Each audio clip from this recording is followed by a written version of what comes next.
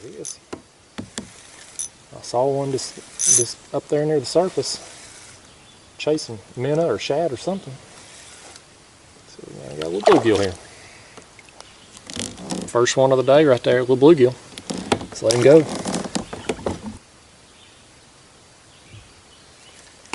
Again. Nailed it on the fall. There's a little bass right here beside him. There's a little bass that come up chasing him up, about as big as he is.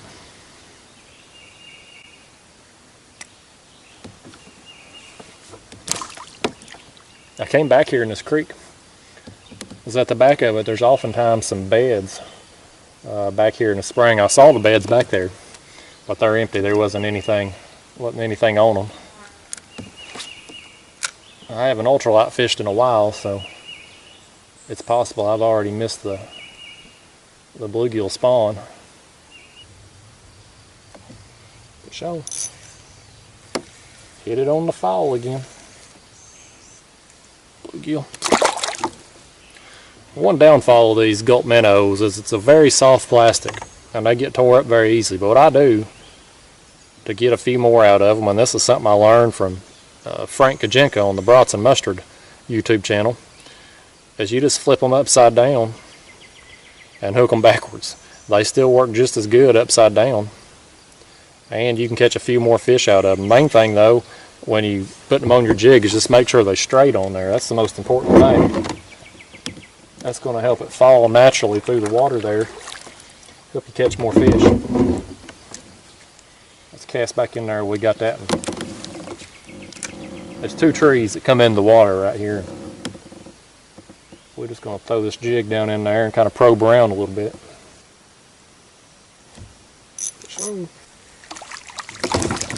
little feller. They are fun to catch. Everything feels big on the ultralight. There he is. I felt the thump. Here comes a bass boat on me.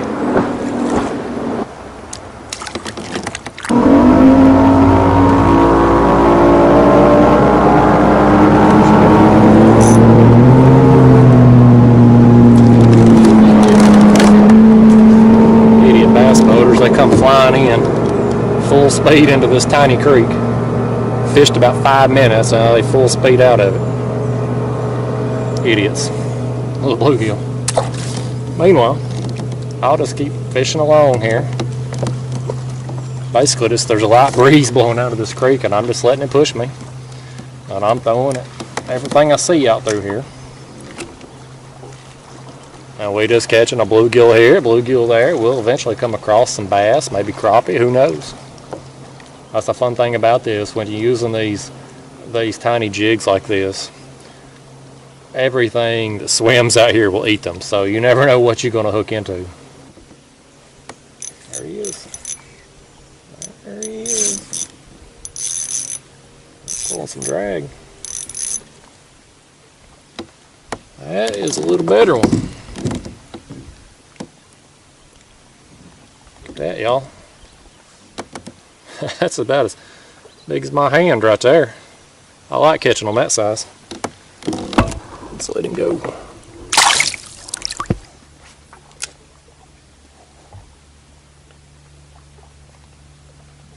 Fish on. A little better one there too. I had to move from where I was at, y'all. Came out of that creek and was fishing along the main channel there. And it's 7 o'clock in the evening, but it is hot as blazes out here. So I moved across the channel over here. Got a bluegill there. Oh, he's out here. But I moved across the channel here just to get in the shade because it's so dang hot. The good thing about this technique is, I mean, you can do it literally anywhere. I mean, there's fish all up and down the shoreline here. So I'm just moved over here and doing the same thing I was doing over there. Fish on there, it is. Oh, we got us a bass on right there, y'all. There's us a bass. Come on up in here. Get on up in here. You gotta be careful lifting them in with your line like that when you're using 2-pound test line. But this fella here ain't gonna break it. A little largemouth. Let's let him go. You catch everything with these jigs, guys. Everything. Anything that swims will hit this little jig. This tree comes off in the water here. I don't know if you can see it on the camera that far away. But I'm just throwing off into where them branches are laying out there. They lean out into some deeper water. There's a fish on too. There he's pulling. Some drag going right there. See what we got. Oh, that's a big bluegill. That's a big one. Yeah. There you go. Another palm-sized bluegill right there. I like trees like this. That's an older tree. You can tell it's been there a while, and it comes out, the branches of it come out over deeper water. So that's just good areas to fish. It always holds fish.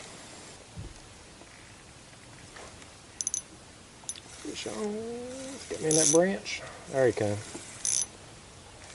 There he comes. Pull and drag.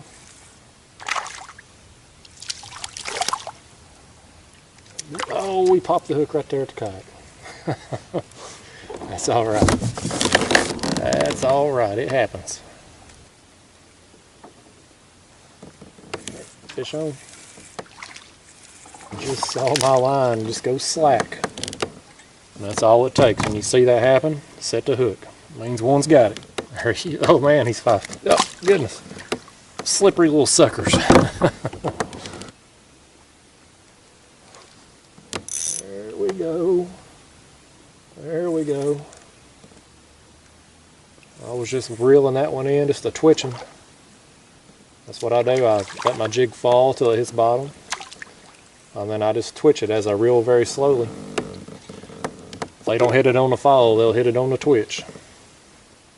You can see, well, you probably can't see on camera, but this reservoir is very clear. I mean, the water visibility is 8 to 10 foot here right now. And so you can see all kinds of stuff down in the water. There's that bluegill there. Just down trees, rocks, things like that. And I'm just casting all of it. Everything I come across down through here that I can see, I'm just casting at it, letting my jig fall down to it, and then just twitching it all the way back. We're getting a ton of bluegill doing it. There's a fish on. I'm telling you guys, even these smaller bluegill, when you use an ultralight and 2-pound test line, they'll pull some drag. They'll put a bend in your rod. That's a little better one again right there though. He's palm size. There he is. There's a big boulder over here that's falling off the bank and into the water, and I was just casting around it. I mean, you could set on any of these objects where I've caught fish on and just catch fish after fish after fish. But I'm not doing that tonight. I've got just a little bit of a breeze blowing this way, and I'm just kind of letting it push the kayak down, and I'm just fishing the various things I come across. I'm not really spending too much time at any one place. Just as many casts as I can make before I move on from it. There he is.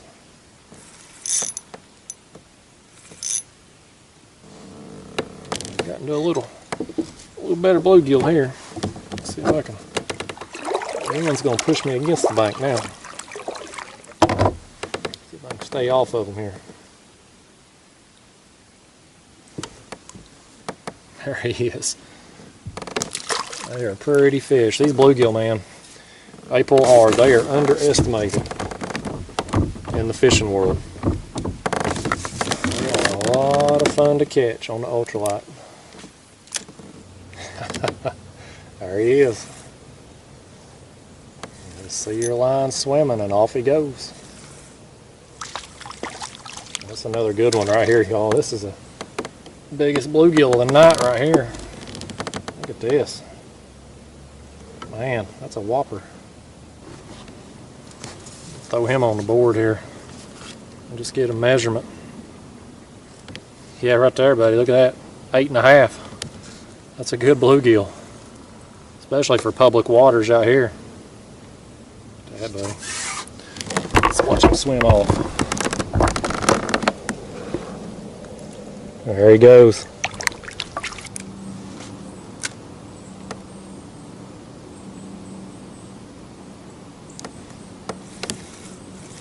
You're a lucky little bluegill. I saw a bass swimming down there right after you on the way up.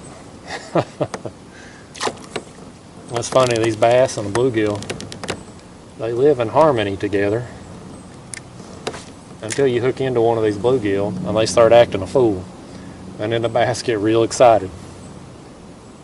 It happens all the time, and of course over here in this clear water it's easy to see it, but you'll see bass follow your bluegill all the way up to the kayak. But guys, I started out this video talking about my friend Randy, and so I'm going to switch from the gulp minnow to his favorite bait, the trout magnet. And this is the favorite color that he uses. It's called a bison color. It's like a brown and black, kind of a golden black color, and it's just a split tail, small plastic. He catches, like I said, thousands of fish on this bait right here year round. So I'm going to finish out the evening with it. There we go, fish on. First one on the trout magnet. There he goes. Up, up, up, up. Popped off right in the kayak. It's a little bluegill. So this trout magnet, man, that's Randy's favorite bait. And that bison color is what he uses most of the time.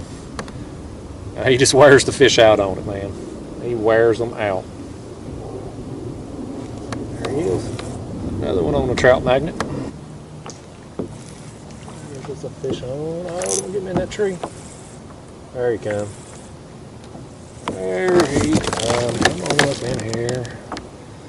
One on the trout magnet. There he is. Oh, what we got here? A little bass. He's a oh no. There he is, just a little tiny bass. Oh, they're fun to catch anyway though. They'll put a bend in that ultralight rod.